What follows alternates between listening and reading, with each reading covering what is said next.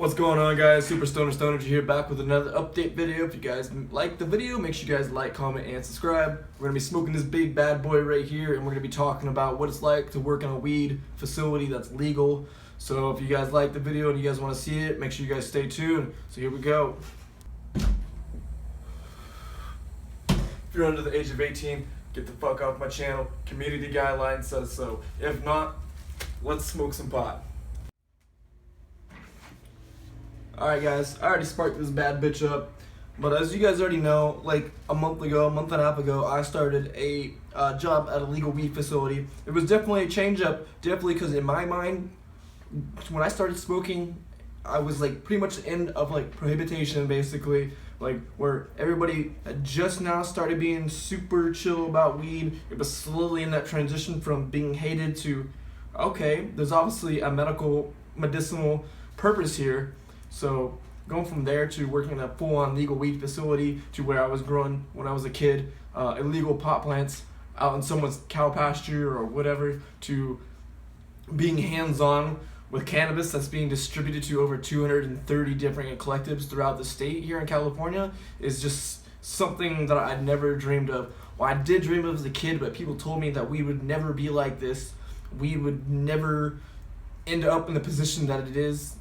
And so it's just mind-boggling just to see myself in this era working something that I knew as a child that would be real, that others didn't. So just super awesome. First day going in there, we got right into the work. They threw me right into the work system. Started out as a cultivator. We were cleaning out a room, so we're immediately grabbing these pots, throwing the soil. We have different garbage cans, basically different large scale garbage. One for green waste, basically that is like anything that is cannabis related, dirt, stems, leaves, crushed cannabis buds, whatever, you know. It's where there's two different ones, one for trash and one for green waste. And we actually have a company that comes and picks all of our soil up, and they re-amend it and basically reuse it. So it's really cool to see that just about everything here is being reused as some sort of process, you know.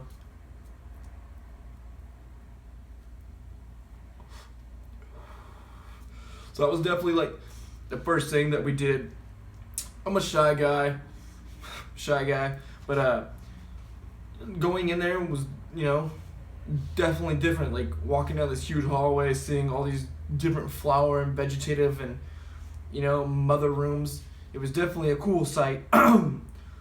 Working there, it is regulated by the, I think it is USDA or FDA. I can't remember which one, but it is regulated, and it's just a cool place to work, man. And just going in there, working hands-on. You're going in there to limb up stuff, or going into the stretch netting across your plants or whatever, you know.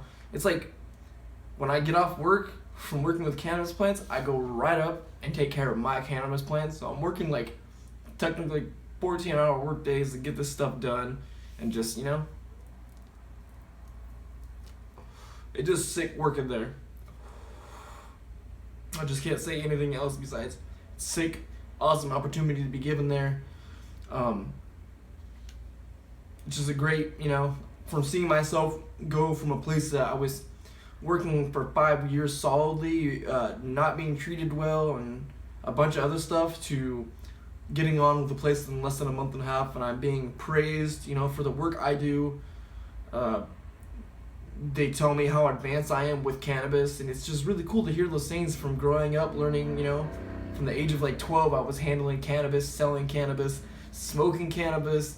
You know, I was a little trapper back in the day without my father knowing. Definitely a little fucking trapper. And I used to just throw down as a kid. Oof, I just on myself. This video is kind of just going to be like talking about just a bunch of random stuff, but I definitely mainly wanted to go over and talk about, you know, what it's like working in a weed facility that's legal. There's definitely rules that apply. You have to, you know, pH your water. It's like a whole process, you know. Outdoor cultivators, I know a lot of people that don't even pH their water and stuff like that. They just send it, fill the newts in there, fucking call it good. While here, everything is very precise, and there's certain methods to do everything, certain times to do everything. and it's very educated. You would think working with a bunch of people that smoke cannabis, it would be a little bit disorganized, but no, it's more organized than when I worked at a real job that you weren't allowed to smoke cannabis at. It's very, very, very detailed work here. People think it's easy just to go and grow some indoor cannabis or even outdoor cannabis. Outdoor cannabis is a pain in the ass. It really is. You got problems, issues all the time to deal with. You've got your mites, your russet mites, you got worms, you got caterpillars, you got grubs, you got just deer, anything, anything. I'm having a problem with turkeys right now coming and eating some of my lower leaves. They're not touching the cannabis buds itself, but they are eating the lower leaves, and it does worry me because what happens when they run out of lower leaves? They're gonna start consuming my bud. But there's literally nothing I can do. I could build a fence, it wouldn't help.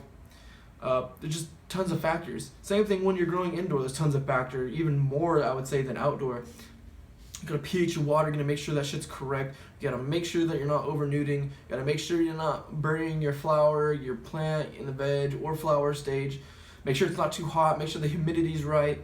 There's just a lot of factors that go into it, and doing something on like a large scale of what they're doing, the legal facilities doing, is mind-boggling just because how much work and effort goes into it. It's not just one person doing it, it's a group of people, it's all of us, it's a team.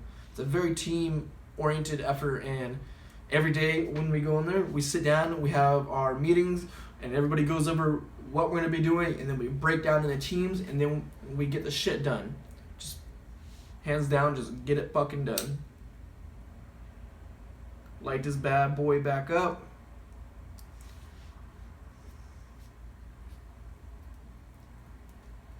I had another video. I was trying to edit, and I had it recorded off my wife's phone, and due to it being a newer phone, it was like one of the newest ones. It was 60 frames per second and just high quality 1080p, just really just fucking mint quality. And my computer was being a fucking asshole and wouldn't allow me to fucking upload it, so it was just having issues every time I would just try to transfer it from the phone to the computer to edit it. Just error. Google the error, fix that error, another error was acquired. So it just really irritated me. I know I need to get an actual camera. I've been looking at the A3600 or something like that, or the A6300 or whatever, Sony A6300.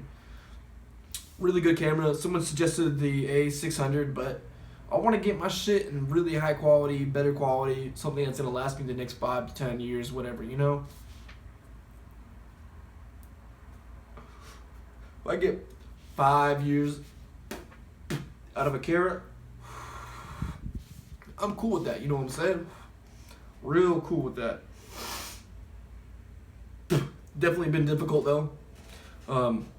I have like $400 saved up right now. My goal was to have around 800 because with the full kit that I want to get for the camera, it has extra batteries, fanny pack for it, a nice lens, just a bunch of stuff that comes with it. And I think I might set up a Patreon and maybe people will help out a couple bucks here and there. My Patreon not only would help with my camera, but it would also help me buy more product out of dispensaries for me to do reviews on and smoke for you guys, and just allow me to get more exotic stuff to smoke and more waxes and stuff like that. So when I go in there collective, I understand that everything is going to be very expensive, so I try to go in there with a set amount of budget. And I usually go in, okay, I want one really good eighth, I want a medium eighth, maybe a couple pre-rolls, and maybe a gram of wax for my old lady, because I usually, when I buy wax, I buy a half ounce because she goes through that shit like liquid gold. And it's just easier to buy in bulk. So if you go to collective, you're buying a gram of wax for $50, $60, $70, $80, and that costs a lot. You know what I'm saying? Just, it costs a fucking shit ton of money. As it'd be a while, I could buy a half ounce of some fire shatters testing at an 87, 90% still black market for $180. There's obviously something fucking wrong. This market is completely flooded with cannabis, yet prices are still maintaining, $70, $80 mark for grams of wax and eighths of weed. It does not need to be like that. The market is entirely flooded. Prices should be like $35 to $40 for top quality, top shelf eighths, no matter what. And the company that I work for, Ember Valley, they are trying to achieve that. They are trying to basically, amass so much where we can eventually lower the price to a reasonable price that everybody can afford. We're trying to open up our third facility, apparently, so it's gonna allow us to branch out more into consumer products like foods, edibles, and blah blah blah blah. But the fact that the place I work for is trying to change the game of not wanting to sell extremely expensive weed that's top A quality, top grade A quality weed for $80. They want to sell that shit for like $35 and $40. This is why I strongly believe in like what the company that I work for, is striving for. I will work my ass off for them every day in my life just because knowing that they want to do, things differently and not basically, take money out of people's pockets. That's medicine, It's like the way I view cannabis now, collective wise,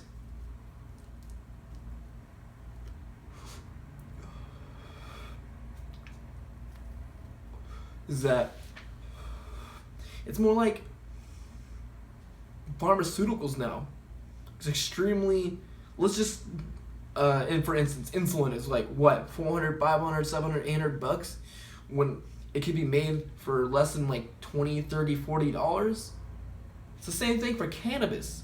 It does not need to be $80, $90 and up for eighths of cannabis. I mean, it's cool. I understand there's some really exotic shit out there. And don't tell me wrong that I do buy the shit, because I do buy the shit too myself once in a while, Because you gotta spoil yourself and you also gotta spoil your fans with some good ass shit. But I just feel like the prices should never be that high. I'll do it just for the, understanding that it is an exotic. It's more hard to acquire something of such quality and such phenotype, But hopefully in the future, in the next 5 to 10 years, we can reduce these prices of legalized weed to half of what they are now. Would be an amazing place and really affordable for everybody. For even at that price, I still think the revenued income yearly for, nationwide would still be increasing. If not, it would even spark more of a spike in the more profit of sales than a quality, a high price quality item. It's still a high price quality item, but for less price, and they're selling more of that item. You know what I'm saying?